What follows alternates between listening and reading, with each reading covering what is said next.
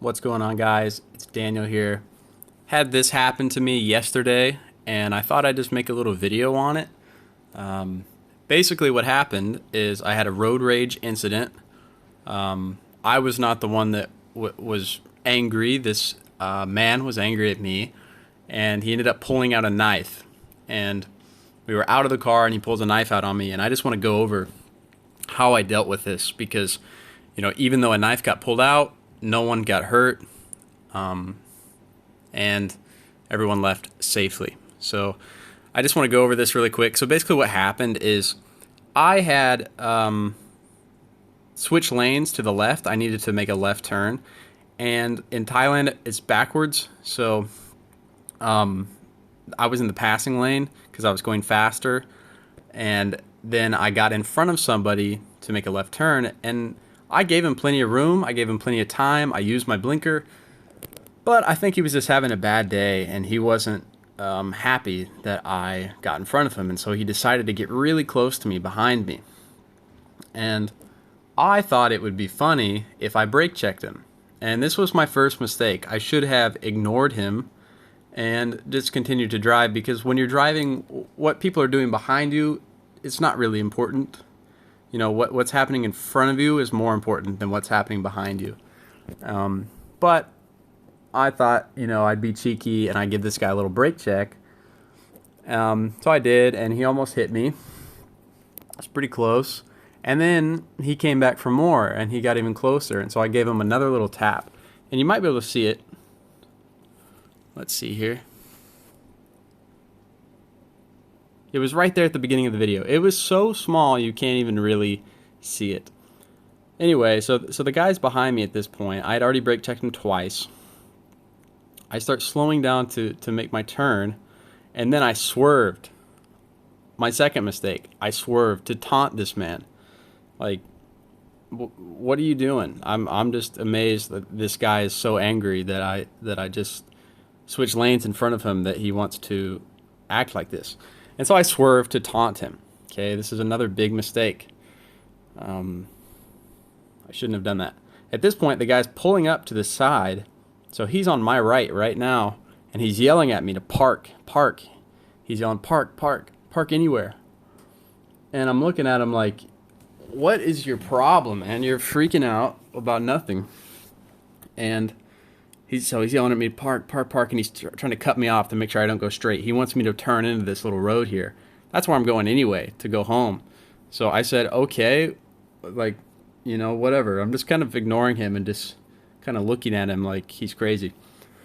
So make a left turn, start driving down the road, and at this point he is driving to the side of me, really close, trying to push me off the road to make me park over there in the grass. You can see his truck there, and he's getting really close to me, and I'm like, dude, what do you want? And he's Thai, so we're not speaking the same language. He's yelling stuff at me in Thai, and granted, my Thai girlfriend is in the seat next to me, and he's yelling stuff at her, and he's yelling park.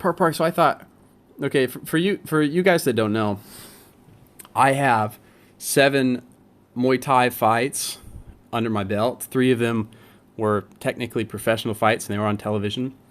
I have a lot of experience with hand-to-hand combat, and if this guy, who's I don't know, he's maybe 40-something, I'd say he's 40-something. He wants to fight me. I'm okay. Let's do it. That's how I felt in the moment.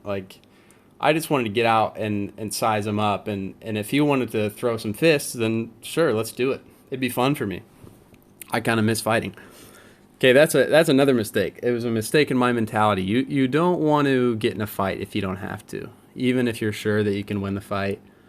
If it's avoidable, just avoid it, because you never know someone has a weapon, someone has a gun. You don't know. You just don't know what could happen, and what you think could be an easy fist fight might end up being a lethal situation. So anyway, I made the mistake here of pulling over and getting out of the car to hopefully kickbox this man. I'm hoping that's what's going to happen. So I pull over, he pulls over, and look what happens.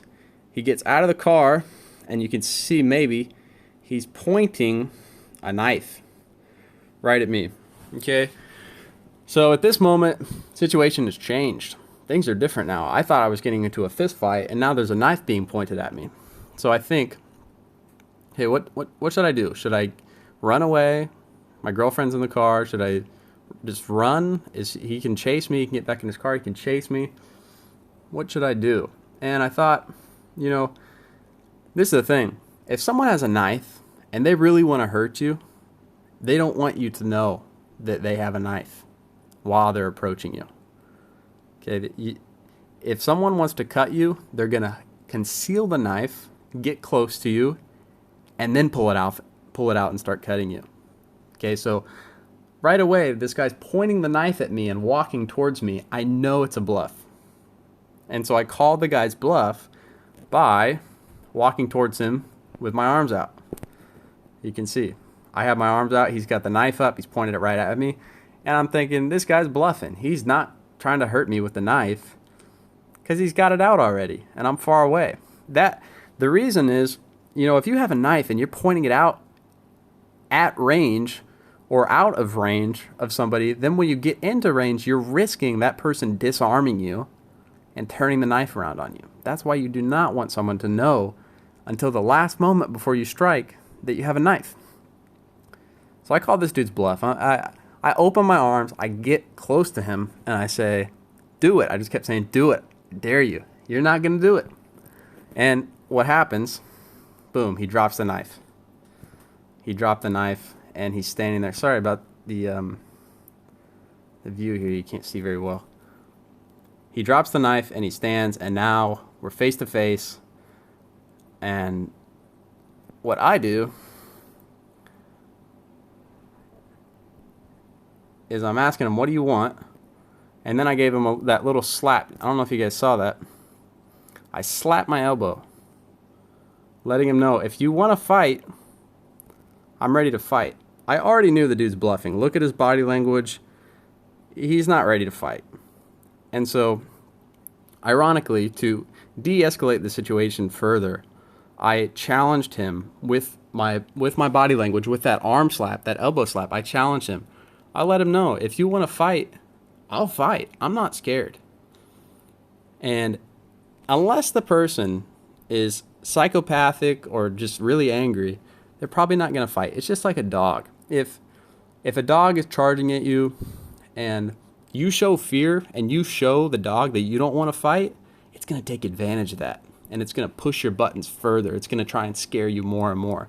Whereas if a dog's approaching you and you show the dog, I'm ready. I'll fight you right now. And I may not win, but I'm going to hurt you. You know, they're probably going to abort. It's not worth it at that point because they're going to get hurt. Even if they win, they're going to get hurt. Or, you know, they could just go home unscathed. So I gave him that decision right there by slapping my arm. I said, you know, if you want to fight, let's go. But I don't think you want to. You know, I don't think you want to, and if you don't want to, just go home. I was telling him, just go home. Just go home. Okay? Go home. And he's standing there like, oh, shit. What do I do? I'm not going to stab this guy. And he's like, okay, yeah, we're done. Go home. So key things there. I think what I did right here is not showing fear. I think if I would have shown fear, it could have gotten ugly. And then that really de-escalated the situation. Yeah, that's the main takeaway. Really, the main lesson here for me, it's not worth it. It's just not worth it. If this guy would have been a crazy psychopath, he could have cut me up bad. Granted, I'm confident in my hand-to-hand combat abilities, and I probably would have won, but I still could have got seriously hurt. And he could have got seriously hurt. Over what? Over some driving ego trip. You know, it's stupid. It's not worth it. And that's really when I tell you guys in this video that it's just not worth it to get into this type of stuff. Even if you know that your chances of coming out on top are good, it's stupid. Looking back on this, it's like I should have just laughed it off when he's behind me, all close to me. I should have just laughed and just went home and had dinner with my girlfriend like I planned to. But instead, I had this whole craziness happen, and it could have been a lot worse, and I'm glad it wasn't. Anyway, hope you guys learned something from this video. We'll see you in the next one.